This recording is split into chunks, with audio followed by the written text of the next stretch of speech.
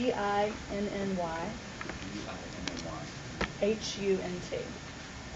And I think you might know that the Help America Vote Act already requires the Secretary of State to provide a voter database that voters can search online to determine if they're registered to vote or not. And we have that available on our website.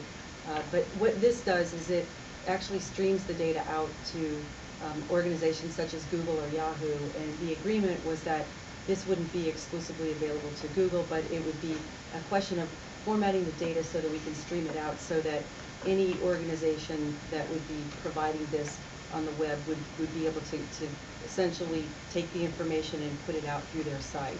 Mm-hmm. And the other states I'm aware of that are also working on this, but haven't gotten quite as far with the development of how they're streaming the data out, if I say that correctly, Jenny, include California and Minnesota.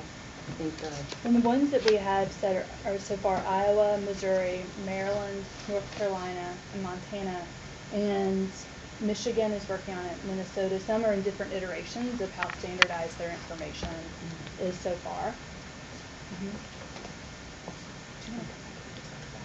And then, so then I think the last thing that we want to show you is a project that we've been working on with originally. Interestingly enough, if those of you can recall various depositions that some statewide office holders have had, Tim Grindell came to me with an idea about creating a judicial voter guide. And obviously, with my background having been a common pleas court judge, I thought it was a great idea, and this really did begin back in 2003 with a committee that was initiated by the Ohio Supreme Court, on which Senator Grindell served. And so we pushed forward with it, got the involvement of the Ohio Supreme Court, and then put together a committee of interested parties that ranged from the Ohio State Bar Association to the League of Women Voters to the Association of Probate Judges. So for the first time, what we'll be offering voters is information that gives them sort of an apples-to-apples comparison of the judicial candidates on the ballot this year.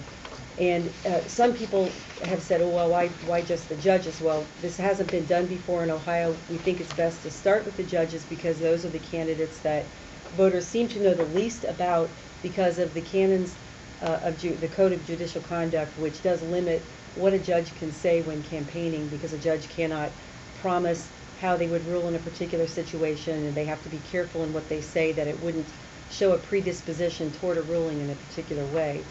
We try to do this from the perspective of the voter so that if the voter is going to look at all the judges on the ballot in a particular county, and we were able to push this out to the judges, and you'll find that a lot of judges are unopposed, and in a lot of cases those who are unopposed simply decided not to participate. In some cases they did, but where we have opposed races, the candidates seem to very much appreciate this because it allows the voter to see a picture of the candidate, a 150-word personal statement, a comparison of the candidate's employment background as well as education background.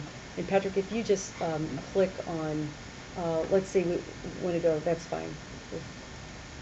There's a common pleas court race here between Sean Dingus and Judge Sheward. And so it allows the voter to actually see things in the judicial candidate's own words and make the comparison and see who's actually on the ballot in the county. And ideally, when we started this project, we wanted to create a mailer similar to what the state of North Carolina does that would go to every registered voter household, and it would be distributed much like a sample ballot would be, so that voters in a particular county wouldn't get the entire state, but just those who were in their state.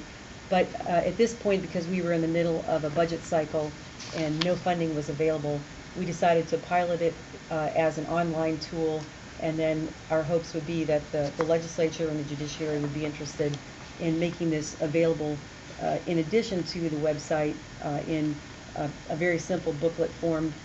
In North Carolina, they print it on newsprint and make it available in public places and mailed to registered voter households. But at the very least, this gives us a good start. The state of California prepares a candidate guide for all candidates, not just judicial candidates. And that, if that's what people desire, that's something that we could move move toward in the future.